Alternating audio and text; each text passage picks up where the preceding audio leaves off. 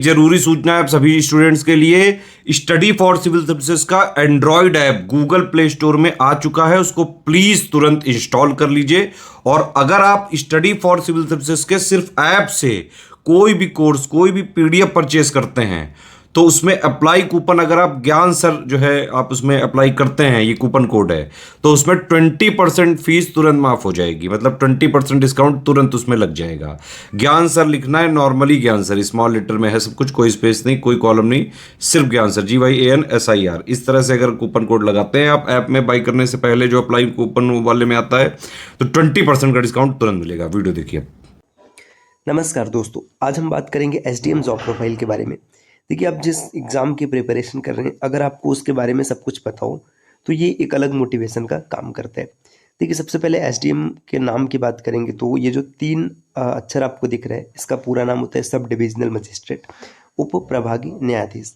देखिए, ये न्यायाधीश नाम में मतलब ये जज का भी काम करते हैं, एक तरीके से न्यायाधीश भी होते हैं।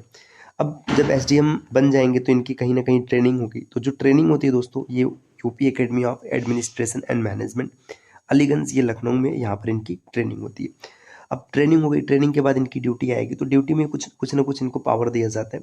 तो जो इनके पावर होते हैं, इनके पावर बहुत होते हैं। एसडीएम की बात करेंगे तो किसी भी जिले में जो डीएम है, डीएम के बाद एसडीएम की पावर होती है। तो एसडीएम काफ़ी पावरफुल पोस्ट होता है।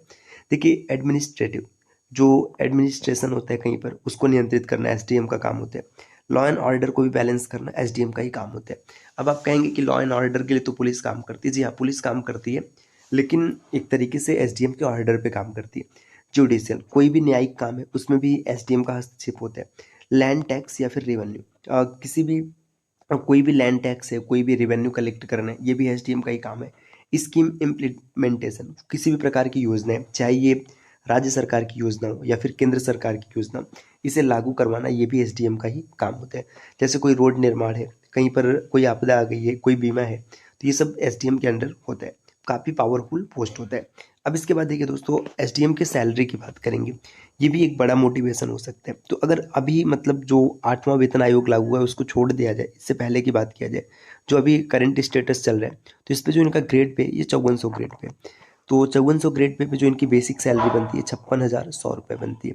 अब 56,100 रुपये, अब देखिए इसमें कई प्रकार की चीज़ें ऐड होती है, जैसे महंगाई भत्ता ऐड हो गया, जो होम रेंट है वो ऐड हो गया, और सब चीज़ों को ऐड कर दिया जाए तो ये 75,000 प्लस इनकी सैलरी बनती है।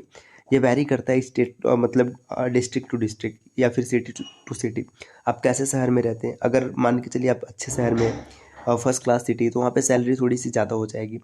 तो ये मतलब बेसिक है, 75,000 के आसपास आपकी सैलरी रहेगी। इससे ऊपर हो सकती है लेकिन इससे नीचे नहीं आ सकती। तो ये तो सैलरी की बात रही। इसके बाद इनको ना कई प्रकार की अलग अलग प्रकार की सुविधाएं मिलती, जैसे इनको व्हीकल मतलब गाड़ी मिलेगा। अब गाड़ी इनको ड्राइवर के साथ मिलेगा, उसमें सायरन लगा होगा। इनको रहने के लिए आवास मिलेगा। सिक्योरिटी गार्ड के तौर पे कांस्टेबल्स दिए जाएंगे।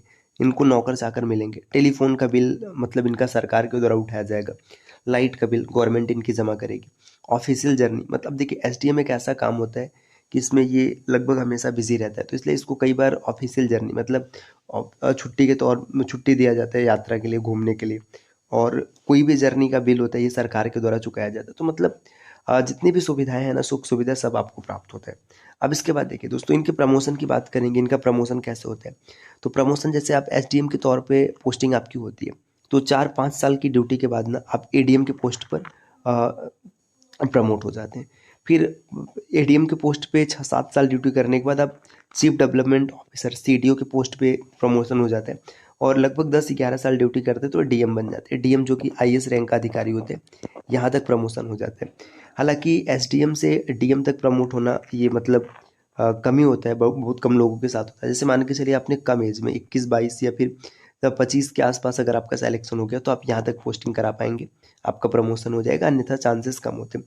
लेकिन हाँ, कितनी भी गिरी परिस्थिति हो, एडीएम तक तो लगभग सबकी पोस्टिंग हो जाती है। एसडीएम से एडीएम सब बन जाते हैं। तो एडीएम भी काफ़ी पावरफुल होता है, ये डायरेक्ट रिपोर्ट करते हैं डीएम को। तो बेहतरीन और पावरफुल पोस्ट है। तो दोस्तों, ये तो हम लोगों ने समझ लिया कि जो एसडीएम होते हैं इनके पास क्या पावर होती है, इनका वर्क प्रोफाइल क्या होता है। अब ये चीज़ जानना ज़रूरी है कि ये एसडीएम बनते कैसे। देखिए, अगर एसडीएम बनने की बात करेंगे तो एसडीएम बनने के लिए आपको, अगर आप स्टेट पीसीएस का एग्ज़ाम देते हैं, जैसे मान के चलिए आप स्टेट पीसीएस का एग्ज़ाम देते हैं, अलग अलग जगह अलग अलग तरीके से एग्ज़ाम, जैसे ये मैंने जितनी भी बात की ट्रेनिंग के बारे में यूपी के संदर्भ में बात किया गया। तो आप अगर यूपी पीसीएस की बात कर रहे हैं तो फिर आप यूपी पीसीएस का एग्ज़ाम देंगे, या फिर अगर आप अलग स्टेट से, जैसे बिहार से, तो आप बीपीएससी का एग्ज़ाम देंगे। अगर आप मध्य प्रदेश से तो एमपीपीएससी का, मतलब हर स्टेट का अपना अलग अलग स्टेट पीसीएस का एग्ज़ाम होता है। या फिर आप यूपीएससी का एग्ज़ाम देकर भी एसडीएम के पोस्ट को प्राप्त कर सकते हैं। तो देखिए, अगर आप स्टेट पीसीएस का एग्ज़ाम देंगे या यूपीएससी का एग्ज़ाम देंगे तो इसमें 3 स्टेजेस होते हैं। 3 स्टेज में सबसे पहला स्टेज होता है प्रीलिम्स का। प्रीलिम्स का स्टेज होता है, प्रीलिम्स आप क्वालिफाई करेंगे। प्रीलिम्स में 2 पेपर होते हैं, एक जीएस का होता है और एक सीसैट का होता है। जो सीसैट है ये सिर्फ क्वालिफाइंग नेचर का होता है, मतलब इसे सिर्फ क्वालिफाई करना है। और जो जीएस है यहाँ से मेरिट बनता है। अब जो मेरिट में आते हैं फिर वो मेंस में आते हैं, मेंस लिखते हैं। मेंस लिखने के बाद फिर यहाँ से मेरिट बनता है। इसके बाद अगला स्टेज होता है इंटरव्यू। इंटरव्यू होने के बाद इंटरव्यू में जो अच्छा स्कोर करेंगे और हर जगह बेहतर कर पाएंगे वो फिर एसडीएम के पोस्ट को प्राप्त करेंगे। तो देखिए दोस्तों, हम सब लोग क्या करते हैं कि मतलब तैयारी सेल्फ स्टडी के माध्यम से ही कर रहे हैं, क्योंकि 1-1.5 लाख या 2 लाख की कोचिंग एफर्ट करना थोड़ा सा मुश्किल होता है। तो आप अपना जो प्रिपरेशन कर रहे हैं आप प्रिपरेशन करते रहिए, लेकिन आप अपने प्रिपरेशन को थोड़ा सा अच्छा बना सकते हैं। पता है कैसे? Study for civil services. अगर आपने यूपी पीसीएस 2025 को टारगेट किया तो आपको स्टडी फॉर सिविल सर्विसेज के कोर्सेज को ज़रूर ज्वाइन करना चाहिए। ये ऑनलाइन प्लेटफॉर्म है। अब ऑनलाइन प्लेटफॉर्म होने का ये प्रॉफिट है ना कि यहाँ पे आपको 1-1.5 लाख पेमेंट नहीं करना पड़ेगा। बहुत ही कम दाम में 2000, 3000, 4000 में ऐसे आपको कंप्लीट कोर्सेज मिल जाएंगे और आप आसानी से प्रिपरेशन कर पाएंगे। ऐसा नहीं कि यहाँ पे आपको लाखों रुपए पे करना है, सिर्फ 2-3-4 हज़ार रुपये। और उसके बाद ये प्रॉपर ना आपको कंप्लीट प्रिपरेशन कराई जाएगी। प्री की प्रिपरेशन हो जाएगी, मेंस का हो जाएगा, साथ ही साथ आपको इंटरव्यू के भी टिप्स मिल जाएंगे। तो ये बहुत ही कम दाम में काफ़ी बेहतरीन प्रिपरेशन आप यहाँ से कर सकते हैं। अच्छा, अगर आप कोई भी कोर्स परचेज करते हैं उस समय कोड अप्लाई करते हैं ज्ञान सरना, तो आपको 20% का डिस्काउंट भी मिल जाएगा। तो आप अभी प्ले स्टोर से स्टडी फॉर सिविल सर्विसेज का एप्लीकेशन इंस्टॉल कीजिएगा। या फिर अगर आपको अतिरिक्त जानकारी प्राप्त करना है तो नीचे स्क्रीन पे दिख रहे हैं, आप किसी भी नंबर पे कॉल या व्हाट्सएप करके जानकारी प्राप्त कर सकते हैं। उम्मीद है कि आपको ये जानकारी पसंद आई होगी दोस्तों। मिलते हैं अब आपसे नेक्स्ट वीडियो में।